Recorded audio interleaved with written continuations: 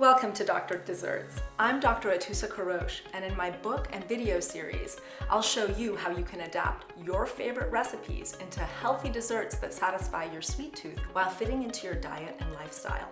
Whether you have food allergies, dietary restrictions, or you're just trying to eat healthier, I'll help you find out how you can have your cake and eat it too. In each video, we'll go through a doctored recipe, step by step, so you can find out new ways of making classic desserts into healthy treats that will satisfy everyone in your family. For more information on substitution methods and other great recipes, check out my cookbook, Dr. Desserts.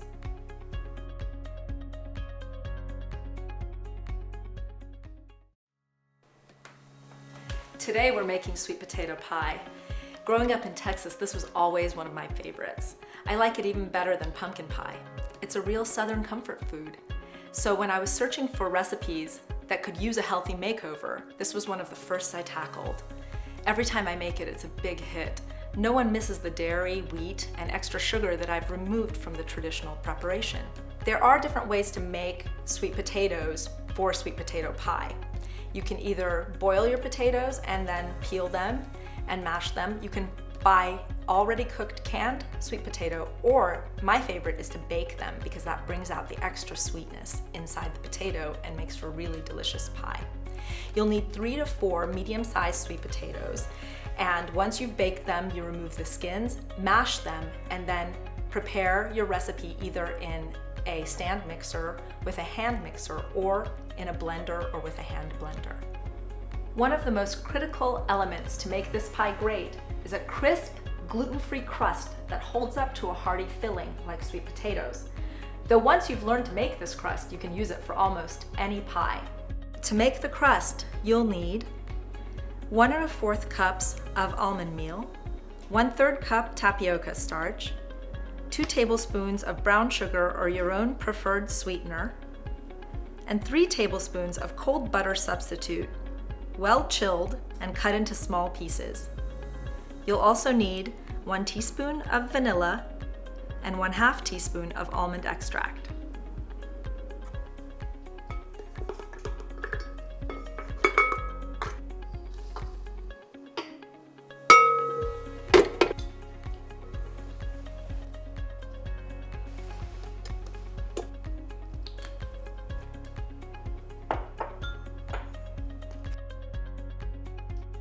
Beat the mixer on the paddle setting until you have uniform small crumbs.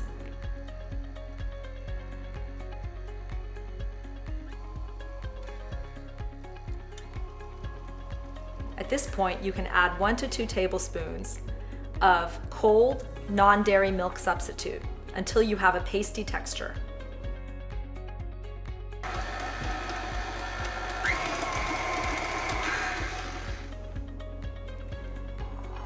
At this point, you'll form the dough into a ball.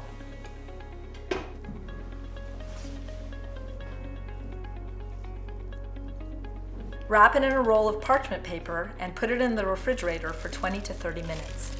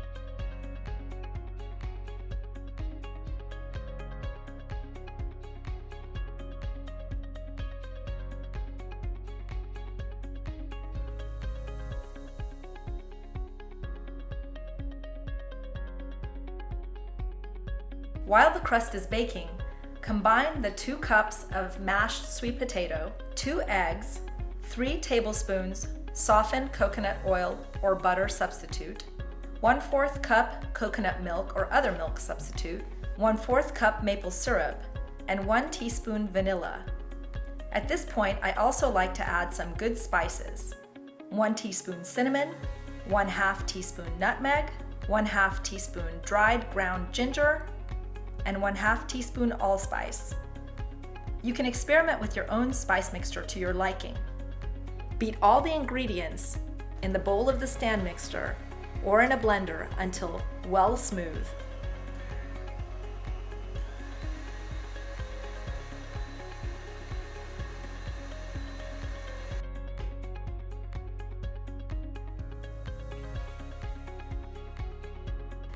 When the ingredients are combined and the mixture is smooth, pour into the pie shell and bake at 350 degrees for 35 to 40 minutes until the filling is set and the edges of the crust are golden brown.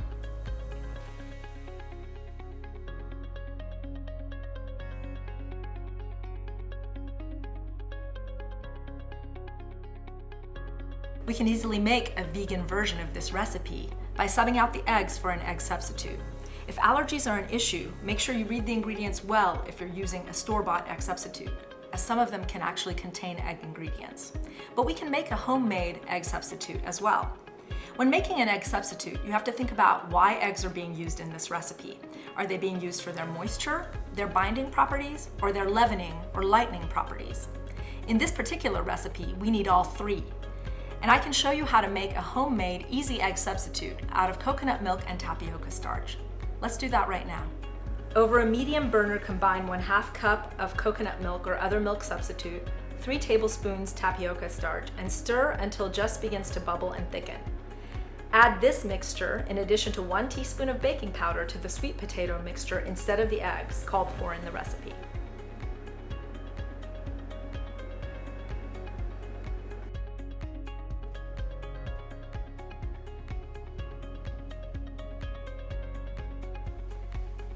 Once you've baked your pie for 30 to 45 minutes, and you'll know it's done because the center will be firm, then you can let it cool for about 20 minutes, and at that point you can garnish it however you want, with pecans or non-dairy whipped topping, or my favorite way to serve it, a la mode, with non-dairy ice cream.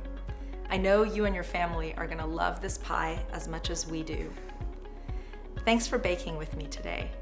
And for other awesome recipes, check out my great book, Doctored Desserts.